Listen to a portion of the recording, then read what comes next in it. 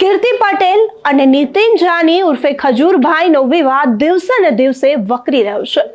આ બધાની વચ્ચે કીર્તિ પટેલ અને ખજૂરભાઈના સમાધાનની ચર્ચાઓ ચાલી રહી છે અને આ જ ચર્ચાઓની વચ્ચે કીર્તિ પટેલે મોટો ધડાકો કર્યો છે।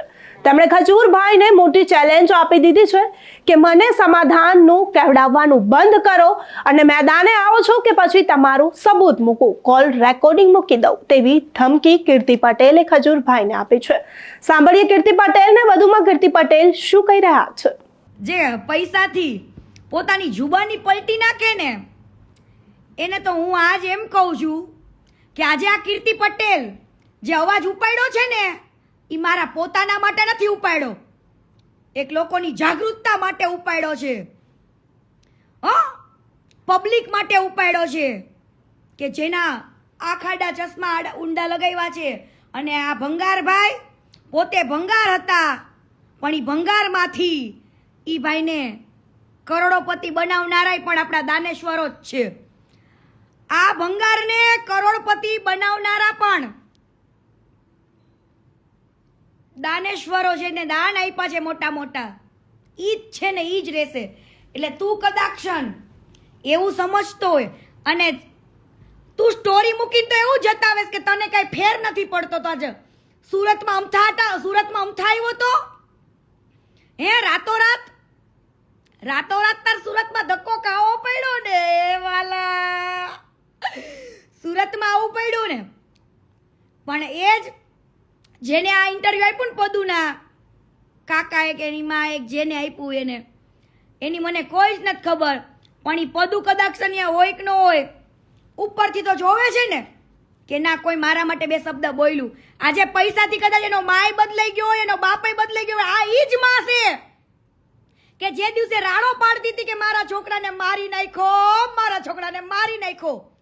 આ ઈ જ માં આજે ખોટું ઇન્ટરવ્યુ આપ્યું એક છોકરીને ખોટી પાડ। પણ હું ખોટી નહીં પડું કેમ કે આખું કમલ પાર્ક તને ઓળખે છે, આખા કમલ પાર્કને ખબર છે કે આ પૈસાથી ખરીદાઈ ગયા। વાહ મોજ વાહ, પૈસા કરાવે ને એવું કોઈ જ ન કરાવે।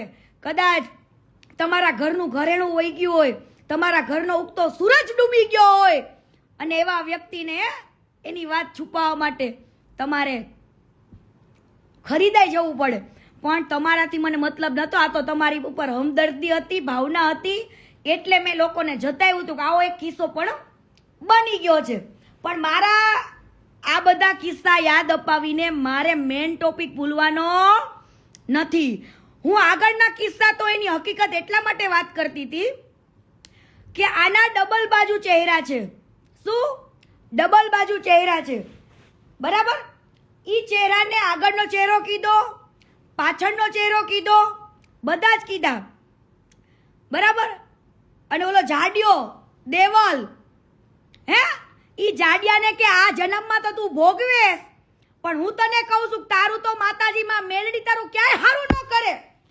તું મને ફોન કરીને એમ કહેતો તો કીર્તિબેન મારે તમારી સાથે બધી વાતચીત કરવી છે, મારે આમ, એટલે મને એવું લાગે છે કે આ બધાય ખરીદાઈ ગયા। પેલા આગલા દી આમ બોલે ને બીજે દી આમ બોલે, ઈ શબ્દ તમારા નથી, મને તમારાથી કોઈ જ તકલીફ નથી, તમે ખરીદાઈ જાઓ, આખા વેકાઈ જાઓ, બધું જ બરાબર। પણ જે હકીકત છે ને કેટલું ફંડ આવ્યું છે ને યુએસએ થી ને બધી જગ્યાએ, દુબઈ હતી ને બધી જગ્યાએથી, આજે હું કહીશ one by one day one આવશે, થોડું આવશે, કેમ કે તમને નકર ઉતરશે નહીં। એકદમથી અહીંયા હું ગાતી રહી જઈશ તો તમને મજા નહીં આવે, વન બાય વન આવશે।